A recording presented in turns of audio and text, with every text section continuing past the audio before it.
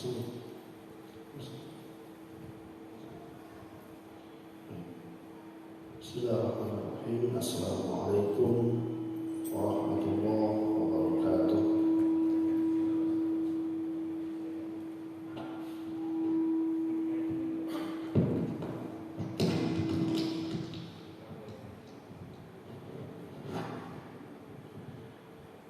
Innal hamdalillah nahmaduhu wa nasta'inuhu wa nastaghfiruh wa na'udzu billahi min shururi anfusina wa min sayyiati a'malina. May yahdihillahu fala mudilla lahu wa may yudlil fala hadiya lahu. Asyhadu an la ilaha illallah wahdahu la syarika lahu wa asyhadu anna Muhammadan 'abduhu wa rasuluh. Allahumma shalli ala sayyidina Muhammadin wa ala alihi wa ashabihi ajma'in wa man jahada fi sabilihi ila yaumiddin. Wa ba'd. Hadirin jamaah salat subuh rahimakumullah. Alhamdulillah, di pagi yang mulia ini kita sama-sama dapat melakukan satu aktivitas kebaikan. Satu di antaranya adalah sholat subuh secara berjamaah. Semoga Allah Subhanahu wa Ta'ala senantiasa mencatat amal soleh yang kita lakukan bersama saja sebagai bagian dari ibadah yang mampu memberatkan timbangan kita insyaallah di hari akhir kelak. Salawat dan salam semoga tetap tercurah kepada Nabi kita Muhammad Rasulullah SAW, kepada keluarganya, para sahabatnya. Semoga sampai kepada kita semuanya insyaallah selaku umat Rasulullah SAW yang senantiasa berupaya secara maksimal semampu yang kita bisa lakukan untuk terus berupaya mengikuti sunnah-sunnah Rasulullah SAW.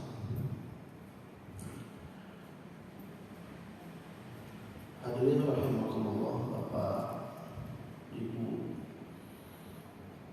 yang saya muliakan, insyaallah ke depan kita sekitar 40 menit atau 30 menit ke depan akan sama-sama mengulas sedikit, tidak banyak sebenarnya, sedikit dari pembahasan tentang Bahaniyatul Masjid, atau kita kasih tema back to masjid, dari masjid kita bangkit. Ketika tema ini dihadirkan, dalam pikiran kami itu adalah bahwa bisa ada kondisi dua kemungkinan. Yang pertama adalah masjid kita memang saat ini, kalau kita ukur berdasarkan kondisi umat Rasulullah SAW atau di fase-fase awal ketika masjid itu didirikan oleh Rasulullah SAW sebagai miniatur atau sebagai sebuah sarana untuk menjadi bagian daripada wasilah dakwah dakwah Rasulullah SAW. Kalau kita mengukur hari ini, mungkin kita akan bisa mengatakan kita mungkin masih dalam proses untuk ke arah yang sangat positif atau sangat maksimal untuk bisa persis seperti apa yang dilakukan oleh Rasulullah SAW.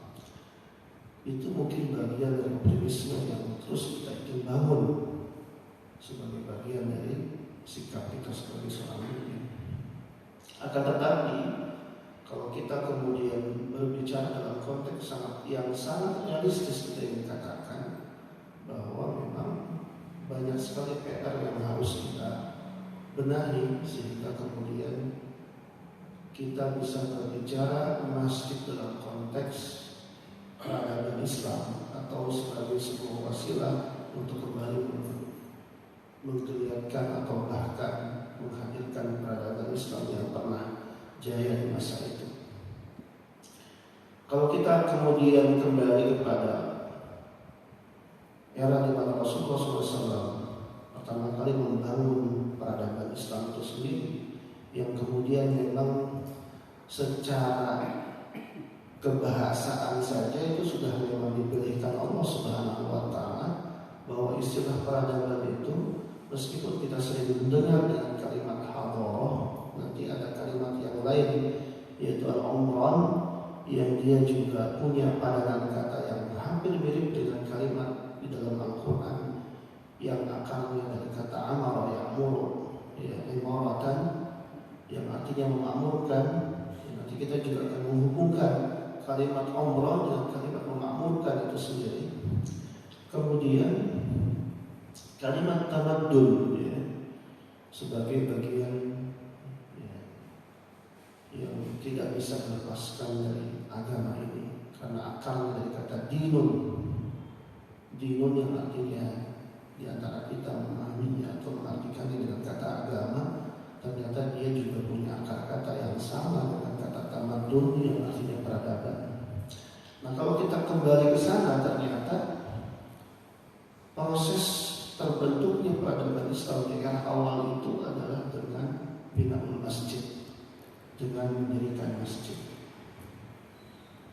Tapi kemudian transformasinya bisa sampai membuat peradaban itu hadir. Nah, pertanyaan kita adalah apakah masjid-masjid kita ini sudah ke arah itu? Sekarang kalau lazismu misalkan, lazismu sebagai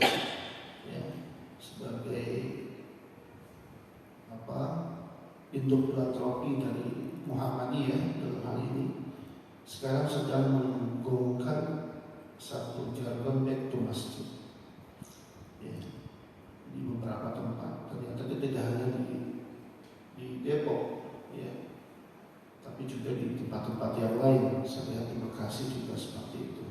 Nah, ini juga sebuah harapan, ya, biar kemudian ke depan masih kita akan jauh lebih baik. Sekalian,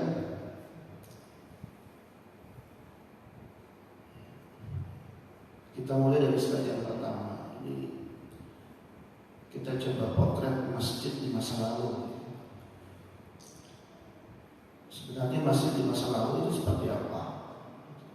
Atau di era-era kejayaan Islam, kemudian sampai di zaman Rasulullah SAW. Tentu ketika kita membicarakan tentang bagaimana agama ini bisa diaplikasikan secara baik, itu kita nggak bisa melepaskan diri kita dari contoh yang pernah dicontohkan Rasulullah SAW dalam semua aspek kehidupannya.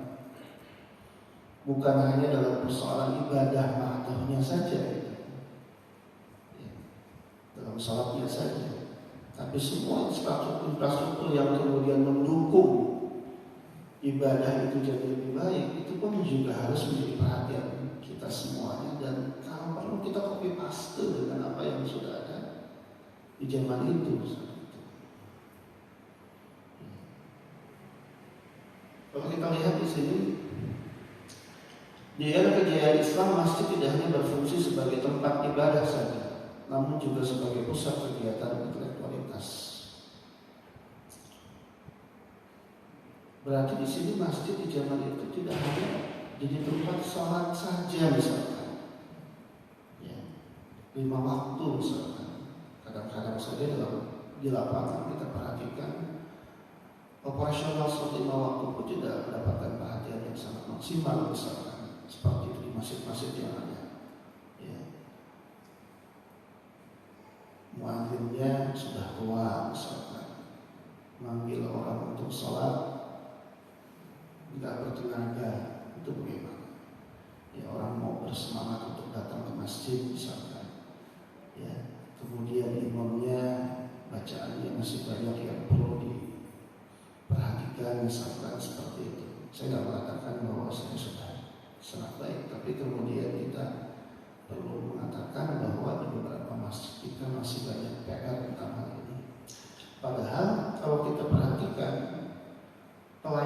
masjid kepada masyarakat, yang paling inti itu apa?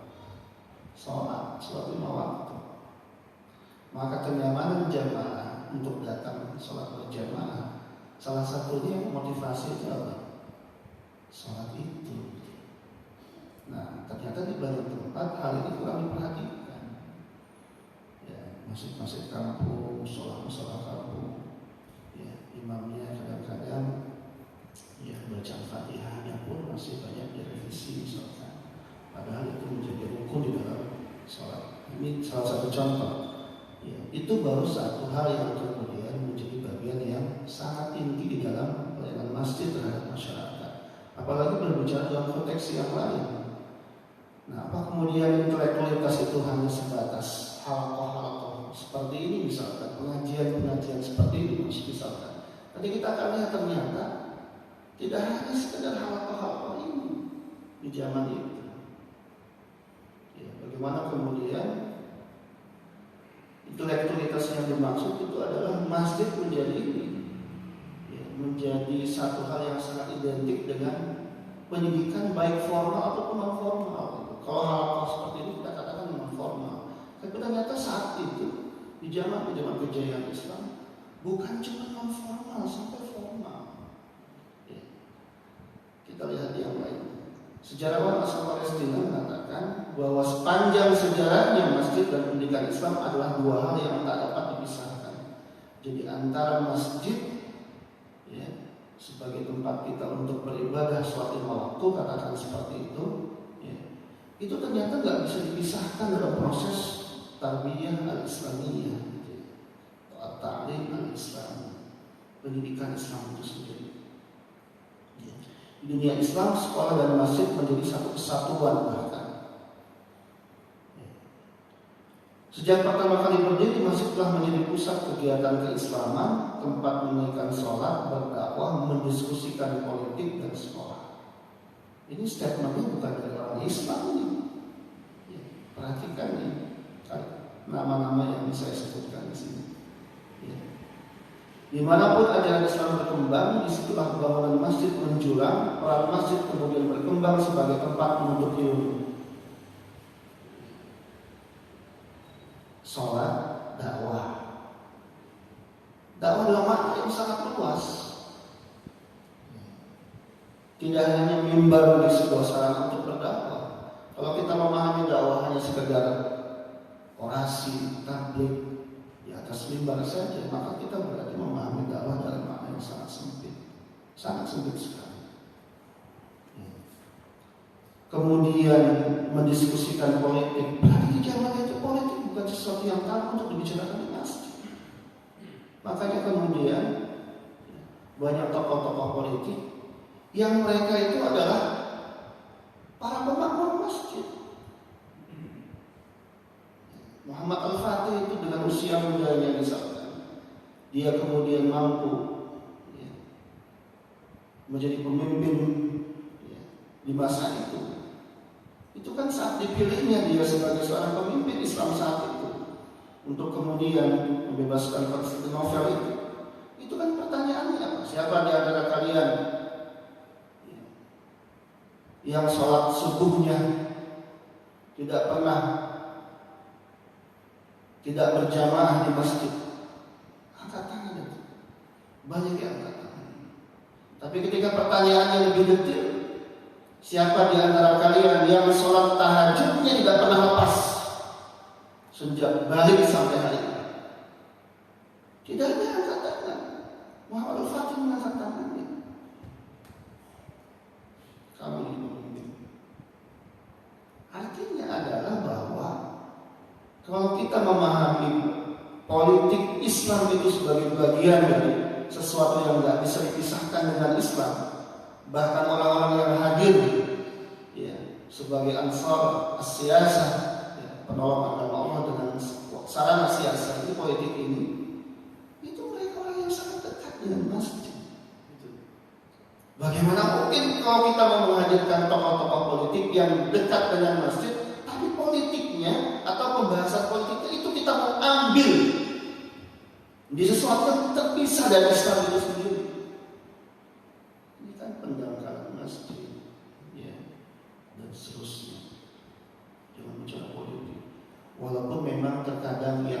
menjadi persoalan juga adalah politik itu hanya dipahami sesuatu yang hubungannya dengan kekuasaan. Hanya itu, sebatas itu. Tidak hanya sebatas itu. Saya kira itu para pakar di sini juga lebih paham tentang hal itu. Hadirin rahimakumullah,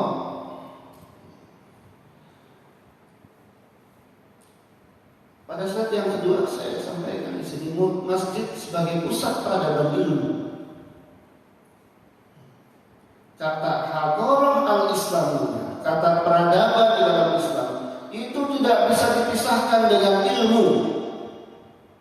Maka kalau kita kemudian bertanya apakah yang menjadi dasar dari sebuah peradaban di dalam Islam, sehingga hari ini kita bisa merasakan Islam yang dibawa oleh Rasulullah, para sahabat sebagai umat-umat terbaik, sampai kemudian para tabi'in sampai kepada kita misalkan, itu asasnya adalah ilmu. Beda kita dengan peradaban-peradaban yang lain. Beda sekali. Peradaban agama yang lain atau bangsa yang lain, bukan ilmu yang menjadi sebuah fondasi. Maka ketika ditanya apa yang ditinggalkan Islam ketika Rasulullah tidak ada, kalau agama ini misalkan bisa meninggalkan apa? Gajah Madani, patung Gajah Madani misalkan, atau banyaknya candi-candi misalkan, sebagai kebanggaan mereka mengatakan bahwa itu adalah peradaban kami. Tapi bagi Islam bukan itu. Apa yang kemudian membedakan? Ilmu. Ulama mati, ada warisan keilmuan yang ditinggalkan. Apa? Kita. Rasulnya mati, ada warisan yang ditinggalkan. Apa? Al-Quran. Itu pondasi keilmuan yang luar biasa. Inna a'tainakal kautsar. Sungguhnya kami telah memberikan nikmat yang besar. Para ulama mengatakan di antara nikmat yang besar, walaupun secara tafsir itu dipahami adalah Al-Kautsar itu sendiri atau surga Al-Kautsar, telaga Al-Kautsar, tapi di antara ulama tafsir mengatakan bahwa nikmat terbesar yang dimaksud di situ adalah apa? Al-Quran. Apa maknanya Islam tanpa Al-Quran? Tapi kemudian kita menjadi persoalan dengan Al-Quran. Interaksi kita dengan Al-Quran masih sangat lemah. Kita berbicara peradaban, kemudian seperti mengasingkan Quran pada tempat yang berbeda. Seakan-akan itu tidak menjadi bagian. Padahal ketika Islam didakwahkan, itu Quran seperti sudah masuk dalam jiwa kaum muslimin, dalam jiwa para sahabat. Para ulama Quran mengatakan, "Ka'anna al-Quran yasri fi qulubil mu'minin." Seakan-akan Quran itu sudah begitu kuat, yathbut fi qulubihim, berada dalam hati mereka. Makanya Rasulullah ketika ditanya, Aisyah ketika ditanya bagaimana akhlak Rasulullah SAW, jawabannya gimana? Kana khuluqul Quran. Akhlak itu Quran. Itu pun kadang dipersoalkan bagi kita. Makanya kemudian para ulama mengatakan Muhammad Abduh misalkan dan seterusnya, ketika menganalisa kondisi umat di masa beliau masih ada, beliau mengatakan al-Islamu mahjubun bil muslimin. Islam ini mundur karena siapa? Karena kita, karena kita tidak menampilkan ajaran itu sebaik-baiknya. Salah satunya apa? Kan li'annahum yatrukuna al-Quran, karena mereka meninggalkan Al-Quran. Ramadan sebentar lagi, bulan Quran. Kalau kita tidak mempersiapkan diri untuk berinteraksi dengan secara baik dengan Quran pun, yang jadi persoalan bagi kita kemudian mengatakan bahwa dia sebagai bagian dari syahrul Quran. Nah, kita perhatikan di sini. Di era kejayaan Islam, peran masjid sebagai tempat menuntut ilmu. Sekolah masjid mampu menampung murid dalam jumlah hingga ribuan. Luar biasa. Umat saat itu mikirnya luar biasa ketika mau bangun setengah-setengah. Bagaimana dia bisa kemudian bersinergi dengan sekolah, bersinergi dengan bahkan misalkan dengan rumah sakit, bersinergi dengan apa, sampai seperti itu berpikir itu. Dan dari masjid itu semua. Di era kekhalifahan, masjid-masjid dilengkapi dengan perpustakaan. Di antara tanda masjid sebagai pusat ilmu, sebagai gudang ilmu, sebagai peradaban ilmu, itu apa? Tandanya apa? Masjid-masjid dilengkapi dengan perpustakaan. Orang belajar dari mana? Belajarnya ke siapa? Ada ilmu yang bisa dibaca, ada ilmu yang harus dibaca dengan dipandu oleh seorang guru. Ketika ulama tidak ada, mereka menulis kitab-kitab yang luar biasa, Sahih Muslim, Bukhari, berbagai banyak kitab yang lain, kitab fikih. Sahih Muslim ada syarahnya, Bukhari ada syarahnya, kemudian syarah penjelasannya. Kemudian kitab fikih Al-Mughni, kitab akhlak Minhajul Qasidin misalkan, atau kitab yang ditulis oleh siapa? Oleh Al-Ghazali, seperti itu. Dan kitab berbagai macam kitab. Jangan-jangan kita tidak pernah kenal dengan kitab itu. Jangan-jangan kita sebagai umat Islam tidak pernah kenal itu dengan kitab-kitab itu. Warisan ulama yang begitu luar biasa. Nulis Al-Mughni saja itu berapa jilid itu. Kitab hadis Riyadhus Shalihin, kitab hadis Al-Bukhari, berapa hadis yang sudah dikumpulkan di sana. Jangan-jangan kita juga tidak pernah tahu.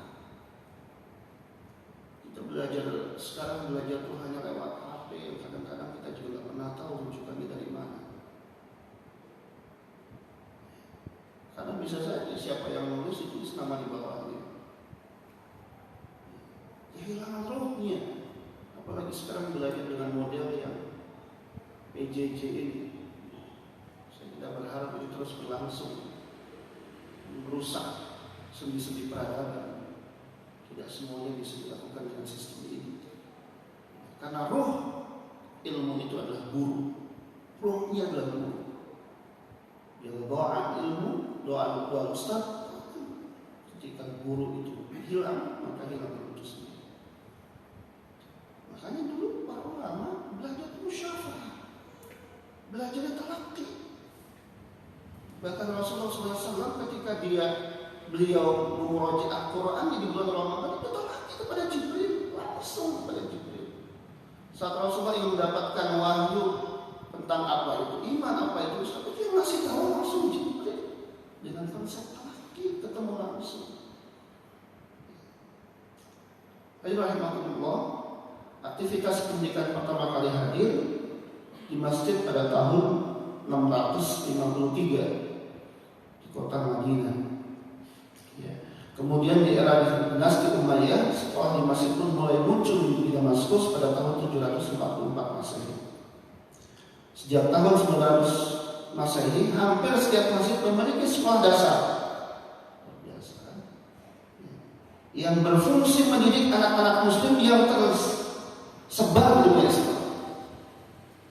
Ada sekolah dasar di masjid. Sistem pendidikan dengan sistem halaqah-halaqah dalam lintas disiplin ilmu. Kalaupun kemudian ada halaqah-halaqah yang sampai hari ini pun masih banyak, apakah di Al-Azhar yang dulunya adalah embrionya masjid, apakah kemudian Madinah yang juga awalnya adalah masjid yang kita menyebutnya dengan Masjid Nabawi itu. Halaqah-halaqah itu ada. Dan ternyata hadirin rahimahullah, disiplin ilmu yang diberikan atau yang diajarkan itu bukan hanya ilmu agama, semua ilmu. Ya. Kalau hari ini mungkin begini, ketika mereka mau belajar tentang biologi, ambil ahlinya, untuk ngajarin. Tapi sisanya apa? Ya sekarang kalau kita datang ke Mekah, ke Madinah, halaqah itu masih ada. Tapi semakin kemarin ilmu-ilmu yang lain semakin ditinggalkan. Padahal di zaman itu banyak sekali ulama-ulama kita yang sangat mengalir dengan ilmu yang lain, nggak cuma ilmu agama.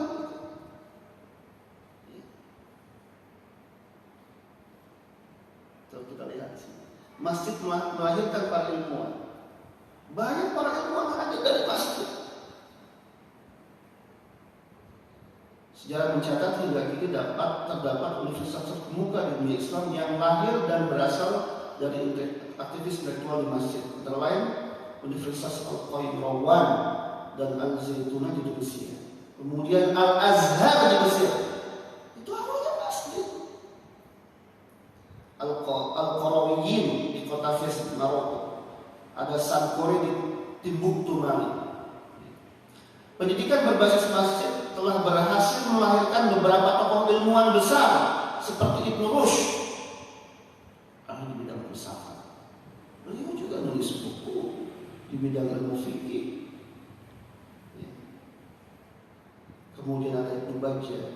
Di Basrah melahirkan seorang ahli tata bahasa Arab terkemuka bernama Sibawayh. Luar biasa kalau kita belajar ilmu bahasa Arab itu. Pasti nanti kita akan menemukan banyak Qala Sibawayh, seorang ulama ahli tata bahasa Arab. Di Masjid Al-Qarawiyyin di Fez, Maroko mampu melahirkan tokoh ilmuwan besar seperti Ibnu Khaldun. Itu lahir dari masjid. Karena masjidnya itu nggak cuma tempat sholat. Kalau nggak bisa di masjid, berapa anak yang disekolahkan untuk menjadi ilmuwan di tempat itu? Para ahli dari atas masjid. Misalkan begitu, kalau memang ternyata sarana tidak memungkinkan. Berapa banyak itu? Karena ketika banyak yang berilmu, insya Allah dakwah ini akan terus berjalan dengan baik. Jadi kalau para ilmuwan atau orang yang mengerti ilmu itu sendiri kemudian semakin sedikit, siapa yang mendakwahkan agama ini? Al-Khatib Al-Bitruji, bahkan pastor Paus II itu menimba ilmunya matematika itu di universitas yang bernama Al-Qarawiyyin di Maroko. Sampai seperti itu, berarti kan pengakuan mereka terhadap tradisi keilmuan yang dibangun oleh kaum muslimin saat itu luar biasa. Seberluaskan gereja-gereja Eropa saat itu. Masjid Al-Azhar pun telah berhasil menghasilkan banyak ilmuwan besar seperti Ibnu Haytham, Ibnu Khaldun dan Al-Baghdadi sampai hari ini tentunya. Banyak sekali tokoh-tokoh ulama besar yang itu hadir yang lahir dari Al-Azhar seperti itu.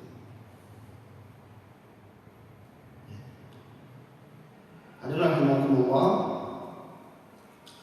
percepat waktu batasi kita. Nah, kalau kita potret secara sederhana, maka seharusnya masjid-masjid kita itu minimal punya 4 fungsi. Minimal. Yang pertama, jadi basis ilmu. Halaqah-halaqah seperti ini terus dibiarkan. Apa yang dibutuhkan masyarakat terhadap ilmu? Hadirkan. Gak bisa baca Quran, hadirkan guru. Buat halaqahnya, buat kegiatannya. Harus mengerti tentang ilmu fikih, hadirkan ustaznya yang mengerti tentang fikih. Karena nggak semua ustaz memahami tentang ilmu itu. Nggak semua ustaz. Hadirkan ilmu yang lain misalkan. Karena ilmu menurut Al-Ghazali itu terbagi 2. Pertama ilmu fardu kifayah, yang pertama ilmu fardu ain, yang kedua ilmu fardu kifayah. Dan fardu ain itu apa? Ya jangan sampai kita nggak paham bagaimana sholat itu dengan baik. Itu fardu ain, sesuatu yang wajib secara individu. Orang sampai nggak tahu sholat dengan baik seperti apa bagi dirinya dan masih tidak memfasilitasi untuk itu sebuah kesalahan besar. Basis ilmu yang pertama. Yang kedua, basis sosial keumatan, termasuk ekonomi. Jangan sampai di samping masjid ada orang yang nggak makan misalnya karena dia ada persoalan ekonomi di keluarganya. Jangan sampai seperti itu misalnya. Dia harus menjadi kafirul aitam, menjadi orang yang terdepan dalam hal apa? Memberikan santunan kepada anak yatim misalnya. Makanya ketika jamak dalam awal-awal pendirian Ahmadiyah itu diperhatikan siapa yang lapar, dan kemudian yang menjadi sibroh kuat atau hal yang membuat jamak dalam berdakwah di masa itu adalah hal-hal yang sifatnya filantropis. Selain juga berangkatnya dari ilmu juga, ilmu dalam hal ini adalah pengajaran agama terhadap tokoh-tokoh Islam di saat itu atau di sekolah-sekolah yang mereka matakan dirikan. Kemudian basis rohiyah sholat lima waktu, rohani, sisi rohani itu yang diperhatikan. Sesatunya. Kemudian basis akhlak, harus menjadi perkat umat. Masjid itu jangan kemudian menjadi tempat yang membuat umat itu terpecah belah. Ukhuwah itu harus dikuatkan lewat masjid apapun, nama masjidnya apapun, bendera yang kemudian diangkat oleh masjid-masjid tersebut. Misalkan ada masjid Nahdlatul Ulama, masjid Muhammadiyah, ini hanya wasilah, ini hanya sarana saja. Tujuannya semuanya sama. Jangan kemudian menjadi apa? Menjadi tempat yang justru membuat umat itu menjadi tidak bersatu misalkan seperti itu. Hadirin rahimakumullah, ini potret masjid hari ini menurut hemat kami. Pertama, kering dari tradisi ilmu yang diwariskan oleh para ulama dan salaful ummah. Kering, masih banyak PR kita. Padahal semakin sering masjid itu mengadakan acara, orang akan berbondong-bondong memberikan apa? Memberikan donasi. Kan masjid itu pasti donasi dari umat dan akan kembali ke umat. Kemudian tempat yang akan membicarakan adalah tentang politik umat ini. Pantas saja umat tidak memiliki kesadaran politik. Kalaupun berpolitik malah mengambil konsep politik yang tidak memiliki ruh. Politik kita hari ini itu menghalalkan segala cara, nggak malu-malu lagi kemudian merampas hak orang, menzolimi orang, udah nggak malu-malu lagi. Pokoknya bagaimana bisa berkuasa, hanya itu yang dipikirkan. Kalau Islam tidak tampil, kita tetap berdoa. Muhammadiyah yang nggak bergerak di politik tetap harus memberikan sokongan, dukungan kepada mereka yang bergerak di bidang politik, misalkan seperti itu. Yang kita juga yakin masih ada orang-orang baik di sana. Kemudian lebih berlomba-lomba memegahkan aksesorisnya. Di antara potret umat hari ini yang kemudian sudah dikabarkan oleh Rasulullah SAW itu adalah apa ya? Masjidnya berlomba-lomba membaguskan kubahnya, membaguskan. Jamaahnya sedikit misalkan, pelayanan kepada umat tidak dirasakan misalkan, hanya berupaya untuk mempercantik fisiknya. Tapi nggak ada taklim di dalamnya. Sholat pun kemudian jamaahnya tidak banyak, khatibnya tidak terpilih misalkan, dan seterusnya. Jamaahnya mohon maaf rata-rata orang tua, mohon maaf sekali. bahkan seluruh keterlibatan diisi oleh generasi di atas 60-an misalkan. Mulai azan, iqamah, imam, anak mudanya di mana? Padahal dalam hadis Rasulullah SAW disebutkan orang yang akan mendapatkan naungan di hari kiamat itu adalah rajulun qalbuhu mu'allaqun bil masajid. Rajulun itu anak muda. Kalau memang atau anak laki-laki masih muda, rajulun itu maksudnya masih muda ya. Hati mereka tertarik dengan masjid karena adanya. Bukan orang tua, Pak. Bukan kalau orang tua dekat dengan masjid, maklum, Pak. Biasa itu. Udah mau meninggal, Pak. Apalagi yang mau dicari? Justru yang aneh adalah udah tua jauh dari masjid. Padahal potret keluarga yang saleh yang dibangun oleh Ibrahim alaihissalam dalam Al-Quran disebutkan, Rabbi inni askantu min dzurriyyati biwadin ghairi dzarrin inda baitikal muharram. Itu Ibrahim berdoa untuk generasi-generasinya biar pada sholat. Salah satunya apa, Pak? Didekatkan dengan masjid, Pak. Jadi kalau kita sebagai orang tua mau punya anak sholat, tapi kita orang tua nggak dekat sama masjid, Pak, mohon maaf, Pak, itu ilusi. Ilusi berat, tak mungkin. Bagaimana anak itu bisa menetralisir, bisa memilah-milih mana lingkungan yang baik, mana lingkungan yang buruk? Cara mereka mampu menetralisir itu, memilah-milih antara dua hal itu. Yumaziz bainal haq wal batil, itu melalui masjid. Karena pasti orang yang datang ke masjid adalah orang terpilih. Nanti Al-Quran bilang begitu. Innama ya'muru masajidallah man amana. Ya Al-Quran bilang begitu. Jadi kalau masjid pun tidak mampu menghadirkan anak muda biar tampil di masjid, itu juga menjadi PR buat kita. Maka saya itu sedang berpikir, ya, bukan saya, kami ya, dari Qasul Balik Muhammadiyah sedang berpikir bagaimana kami pun bisa menghadirkan para hafiz-hafiz Quran di masjid-masjid Muhammadiyah yang jumlahnya dalam data kami sekitar 27-28 masjid se-Depok ini. Bagaimana caranya imam-imamnya itu sedang kami pikirkan. Kalau sekarang sedang dilakukan program PKM, pendidikan kader mubalik, ya.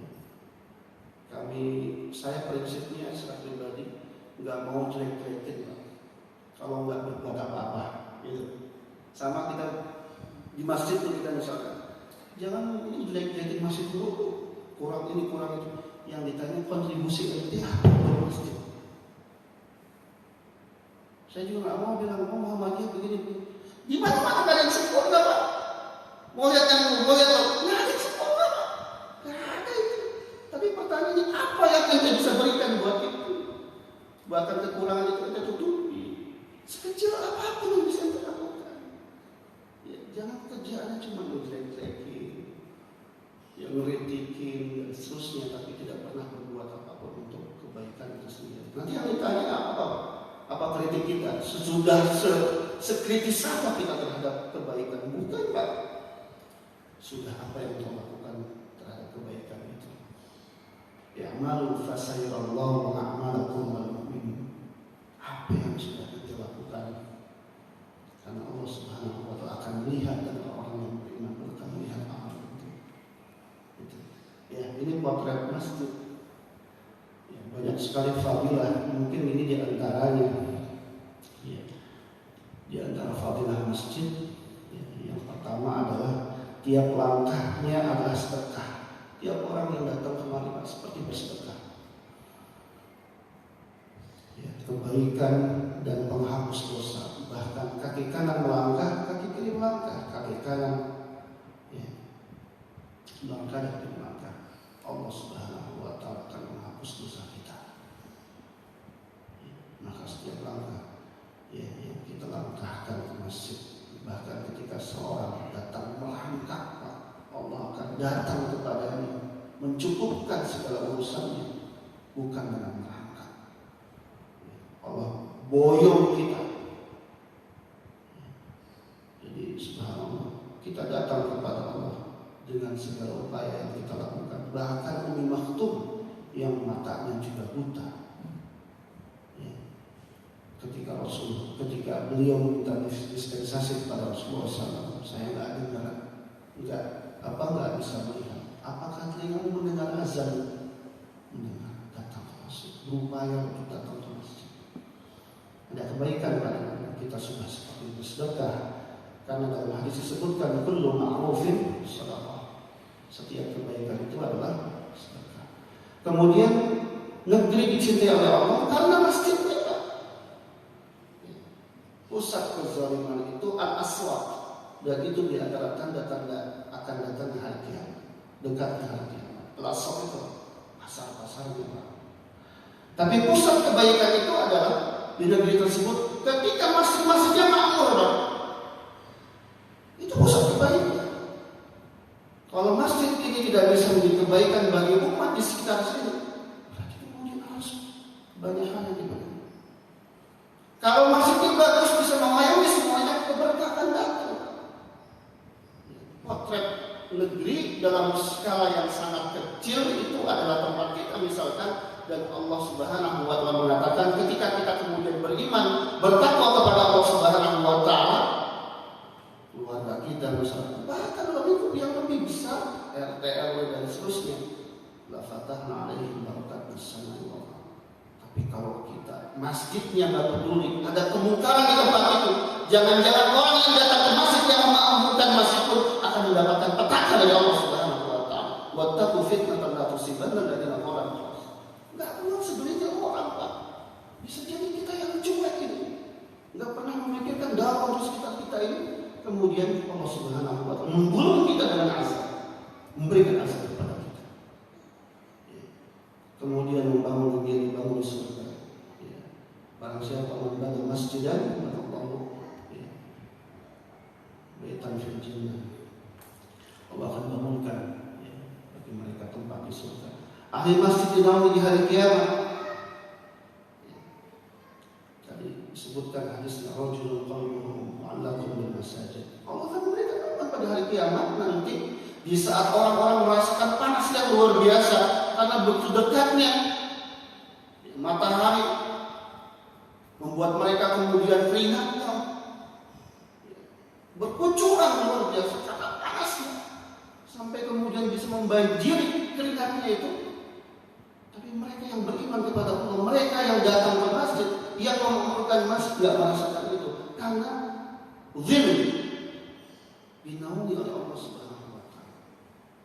Enggak ngerasain panas. Itu baru panas matahari, belum lagi nanti pada hari kiamat. Termasuk ahlullah, ahlul masjid termasuk ahlullah, keluarganya Allah Subhanahu wa taala. Dalam hadis disebutkan Al-Quran membuat seseorang itu menjadi ahlullah, dan ternyata masjid menjadi seseorang menjadi ahlullah. Inna lillahi ahlain. Allah itu punya dua keluarga, punya keluarga. Siapa di antaranya?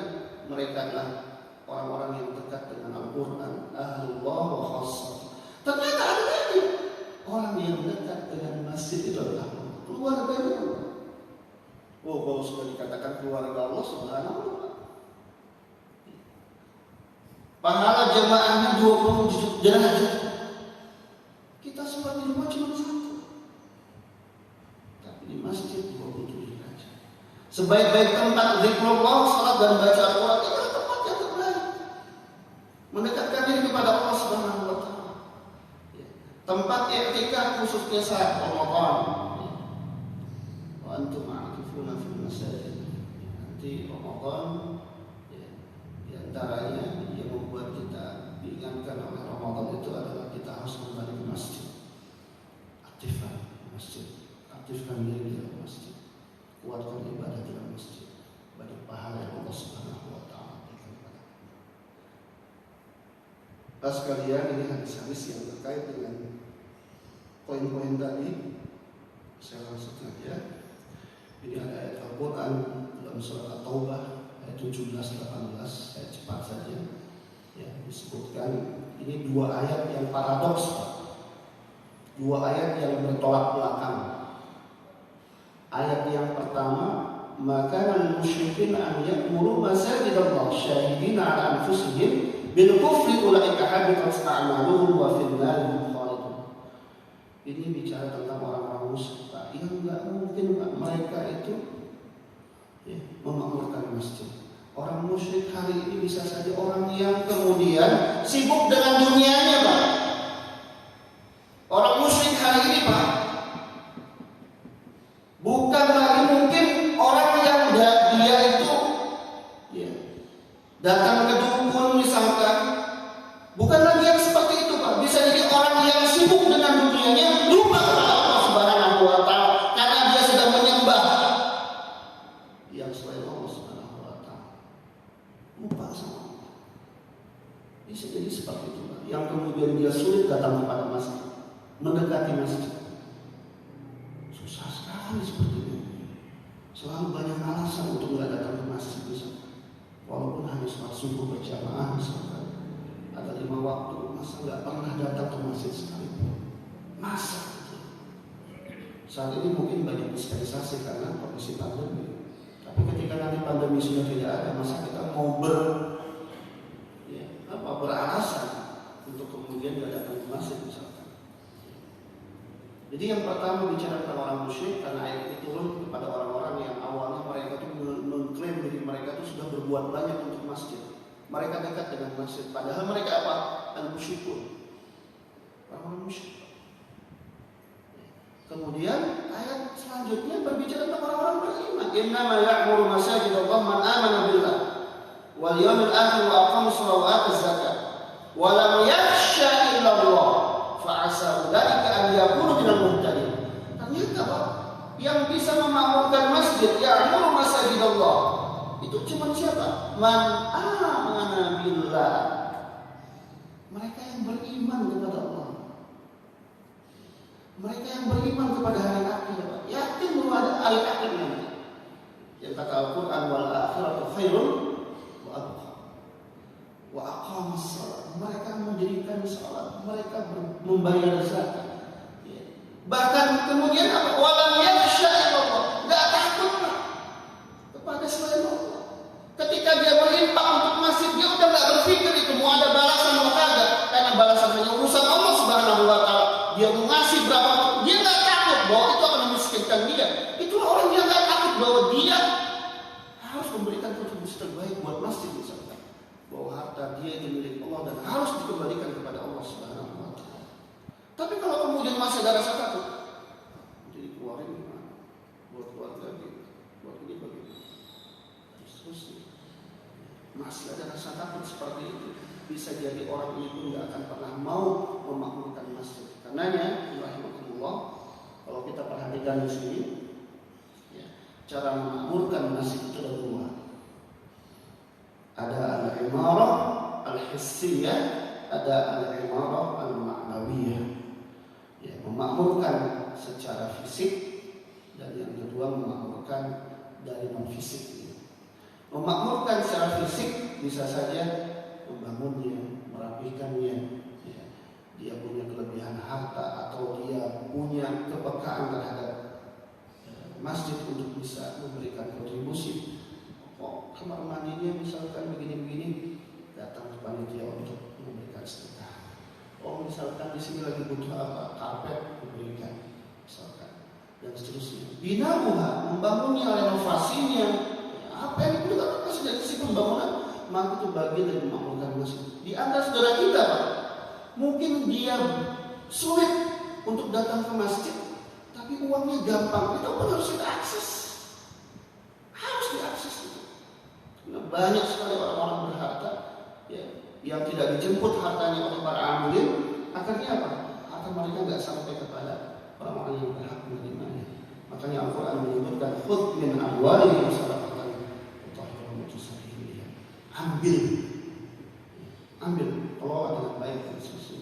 Yang kedua, al-imarah al-ma'nawiyah, bisa dengan sholat, bisa dengan ibadah di dalamnya, atau kemudian al-anwa, anwa'ul qurban, apapun bentuk kedekatan yang bisa kita lakukan. Seperti itu.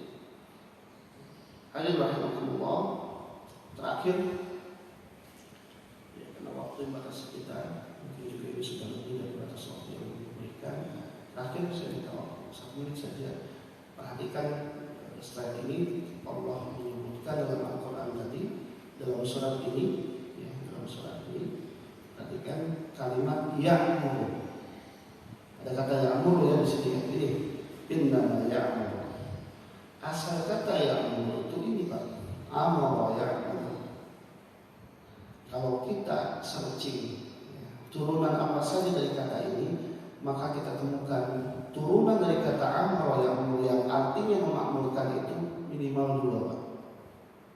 Yang pertama umrun, yang kedua umrun.